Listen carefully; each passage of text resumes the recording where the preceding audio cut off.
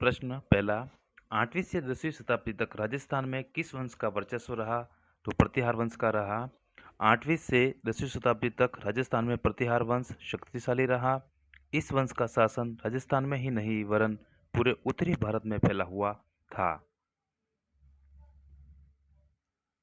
Nancy ने प्रतिहारों की कितनी शाखाओं का वर्णन किया है? तो 26 शाखाओं का वर्णन किया है। नैन्सी ने प्रतिहारों की 26 शाखाओं का वर्णन किया है, जिनमें मंडोर, जालोर, राजोगढ़, कन्नौज, उज्जैन और भंडोर के प्रतिहार प्रसिद्ध हैं। मंडोर के प्रतिहार वंश के संदर्भ में असत्य कथन का चयन कीजिए। तो तीसरा, कटियाला शिलालेख को बाउक ने उत्कीर्ण करवाया, ये असत्य है।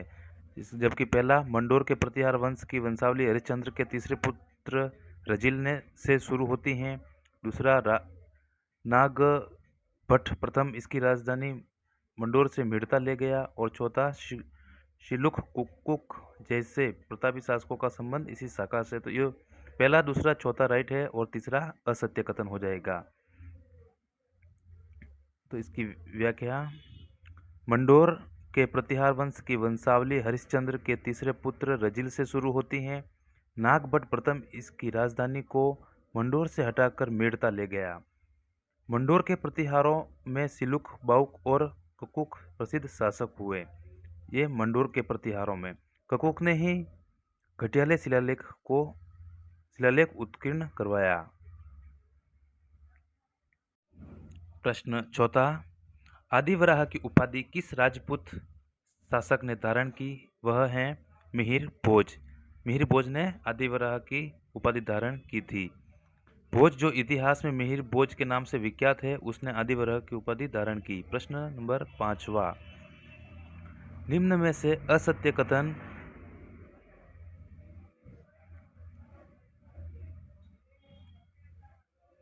का चयन कीजिए। जालोर के प्रतिहार वंश का प्रारंभ नागभट्ट प्रथम से होता है, सही है। और दूसरा असत्य है, नागभट्ट प्रथम ने गोड़ व बंगाल के शासकों को पराजित किया, ये असत्य है। तीसरा भी सही है, चौथा भी सही होगा। इसकी व्याख्या, जालोर के प्रतिहार वंश का प्रारंभ नागभट्ट प्रथम से होता है। नागभट्ट प्रथम ने बिलोचों और अरबों को परास्त किया। ग्वालियर प्रशस्ति में नागभट्ट प्रथम की नारायण उपाधि मलेच्चों के दमन के कारण ही उत्कीर्ण की गई। नागभट्ट द्वितीय वत्सराज का उत्तराधिकारी था। प्रश्न छठा, कन्नौज पर अधिकार हेतु त्रिपक्षीय युद्ध में राजपूताना के किस वंश के शासकों ने भाग लिया? तो गुर्जर प्रतिहार वंश के शासकों ने भाग लिया था। व्याख्या, वत्सराज के शासनकाल में कन्नौज के शासन में हस्तक्षेप के कारण उसे राष्ट्रकूटों से पराजित होना पड़ा। वत्सराज के शासनकाल में ही उद्योतन सूरि ने जालोर में कुवल्यमाला तथा आचार्य जिनसेन ने हरिवंश पुराण की रचना की थी। प्रतिहार शासक महेंद्रपाल एवं महिपाल का दरबारी कवि था, तो राजशेखर था। कर्पूर मंजरी की रचयिता राजशेखर महेंद्रपाल प्रथम व महिपाल के दरबार की शोभा बढ़ाते थे। प्रश्न 8वां, निम्न में से कौन सा शासक गुर्जर प्रतिहार राजवंश से संबंधित नहीं है? तो हरिश्भद्र, महिपाल के बाद भोज, विनायकपाल, महेंद्रपाल द्वितीय, देवपाल द्वितीय, राज्यपाल प्रतिहार शासक बने। प्रश्न 9वां, किस इतिहासकार ने चौहानों को ब्राह्मण वंश से उत्पन्न होना माना है? तो डॉक्टर भंडारकर। व्याख्या, डॉक्टर दशरथ शर्मा चौहानों की उत्पत्ति ब्राह्मण वंश से मानते हैं। वंशावलियों व ख्यातों में इनको अग्निवंशीय माना है। डॉक्टर गौरीशंकर हीराचंद योजा इन्हें सूर्यवंशी क्षत्रिय मानते हैं तथा अचलेश्वर मंदिर के लेख में इन्हें चंद्रवंशीय माना गया है। 10वां प्रश्न, निम्न में से कौन सा कथन असत्य है? तो चौथा, विग्रहराज द्वितीय ने राजपूतों के चालुक्य शासक धर्मराज को पराजित किया, ये असत्य हैं। असत्य कैसे हैं, इसकी व्याख्या देखते हैं।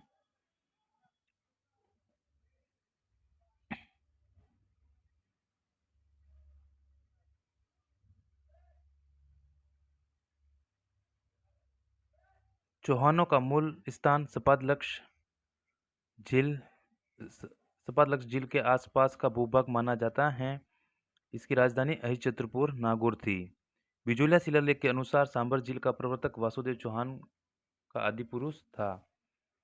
प्रारंभ में चौहान गुर्जर प्रतिहारों के सामंत थे, परंतु गुवक प्रथम ने गुर्जर प्रतिहारों की अधीनता से चौहानों को मुक्त करवाया। 973 ईस्वी के हर्षनाथ लेख के अनुसार विग्रहराज द्वितीय ने गुजरात के चालुक्य शासक मूलराज को परास्त किया। 11वां प्रश्न, निम्न कथनों पर विचार कीजिए। पहला, अजय राज ने 1113 ईस्वी में अजय मेरू नगर बसाया। दूसरा, अजय राज ने चांदी व तांबे के सिक्के छलाए जो अजय प्रिय द्रंभ कहलाए। तीसरा, पृथ्वीराज विजय नामक ग्रंथ में गोविंद तृतीय को वेरीगढ़ की उपाधि दी गई। तो सत्यकूट बताना है, तो इसका चौथा सही है। पहला, दूसरा और तीसरा यानी कि तीनों सही हैं। 1113 ईस्वी में अजय राज ने अजयमेरू नगर बसाया तथा चांदी व तांबे के सिक्के चलाए जो अजय प्रियदंभ कहलाए। उसके सिक्कों पर उसकी पत्नी सुमन देवी का नाम भी मिलता है। पृथ्वीराज विजय नामक ग्रंथ में गोविंद तृतीय की उपाधि वेरीगढ़ शत्रु संहारक दी गई है। 12वां प्रश्न, पुष्कर में के वराह मंदिर का निर्माण किस शासक ने करवाया? तो अर्णोराज ने करवाया था। अर्णोराज का शासनकाल 1133 से 1155 ईस्वी तक रहा था। इसने अजमेर में आना सागर झील व पुष्कर में वराह मंदिर का निर्माण करवाया था। अर्णोराज ने तुर्कों एवं मालवा के शासकों को परास्त किया, परंतु गुजरात के शासक कुमार पाल चालुक्य से परास्त हुआ।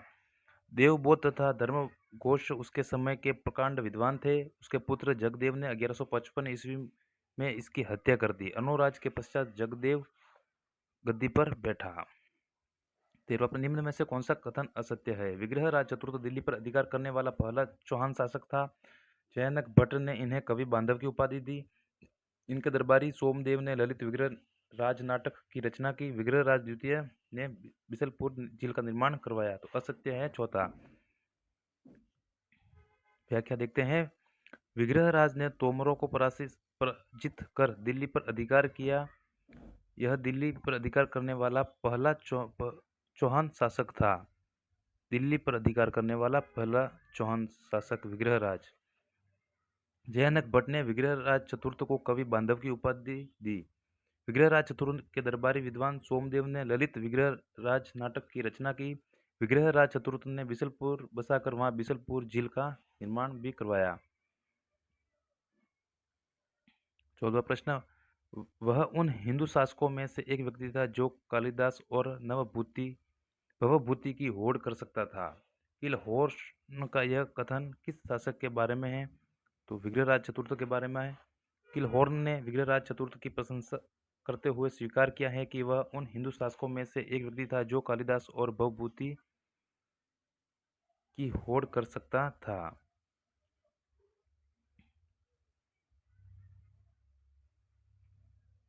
विग्रहराज ने अजमेर में एक संस्कृत पाठशाला बनवाई कर उस पर हरिकेली नाटक की उक्तियां खुदवाई। कुतुबुद्दीन ऐबक ने इसे तुड़वाकर वहां 2.5 दिन का झोपड़ा नामक मस्जिद बनवाई। 15वां प्रश्न, निम्न में से कौन सा कथन असत्य है? तो पहला नंबर का है यही असत्य है ऑप्शन। पृथ्वीराज चौहान 14 वर्ष की आयु में अजमेर का शासक बना, ये असत्य है। व्याख्या देख लेते हैं। पृथ्वीराज चौहान 11 वर्ष की अल्पायु में अजमेर का शासक बना। माता कर्पूरी देवी ने अल्पवयस्क पुत्र के राज्य की संरक्षिका बनी। 1182 ईस्वी में पृथ्वीराज ने महोबा के छंदिल शासक परम मार्दिदेव को पराजित किया। इस युद्ध में महोबा राज्य के 2 वीर सेनानायक आल्हा उदल लड़ते हुए मारे गए। तराइन का द्वितीय युद्ध 1192 ईस्वी में हुआ।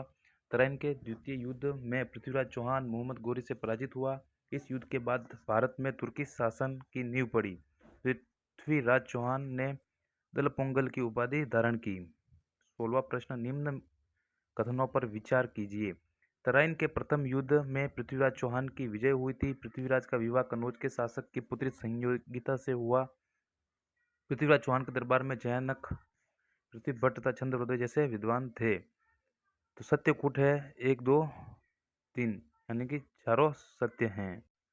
प्रश्न 17वां, हमीरदेव चौहान ने मेवाड़ के किस शासक को परास्त किया? तो समर सिंह को।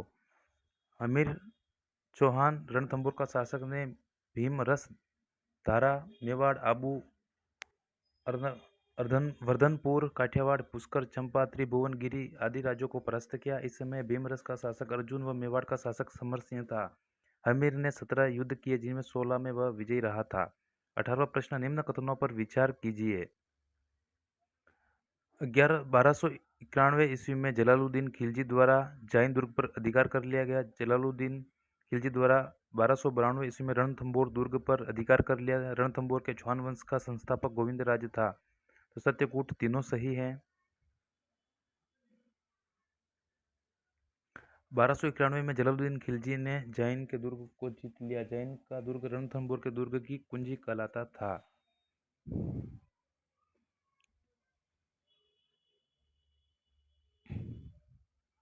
इसके बाद 1292 में जलालुद्दीन खिलजी ने रणथंबोर पर आक्रमण किया, परंतु उसे सफलता नहीं मिली। इस अभियान के दौरान जलालुद्दीन ने यह कहते हुए घेरा हटा लिया था कि मैं ऐसे सैकड़ों किलो को भी मुसलमान के एक बाल के बराबर महत्व नहीं देता। 1900 निम्न में से कौन सा कथन असत्य है? तो राजस्थान का पहला शाखा 1302 में हुआ, यह बिल्कुल गलत है। अमीर द्वारा मंगोल विद्रोहियों मोहम्मद शाह के हब्रू को शरण देने से सुल्तान अलाउद्दीन खिलजी हमीर से नाराज हो गया। हमीर ने जब विद्रोहियों को लौटाने से इनकार कर दिया, तब 1299 में इसे खिलजी के आक्रमण का सामना करना पड़ा, लेकिन खिलजी सेना असफल रही। इस खिलजी सेना के सेनापति उलुग खां व नुसरत खां थे। अमीर के सेनापति भीम सिंह व धर्म सिंह थे। 1301 में अलाउद्दीन स्वयं सेना लेकर रणथंबोर आया। उसने अमीर के सेना नायक रणमल व रतीपा को किले का लालच देकर अपनी ओर मिला लिया। इस युद्ध में हमीर लड़ता हुआ वीरगति को प्राप्त हुआ था। किले में हमीर की पत्नी रंगा देवी ने पद्म तालाब में कूदकर जल जौहर किया। इस घटना को राजस्थान का पहला जौहर या पहला साका कहा जाता है। अलाउद्दीन खिलजी ने सिवाना को जीतकर उसका क्या नाम रखा? तो खैराबाद रखा, जलालाबाद जालोर का रखा और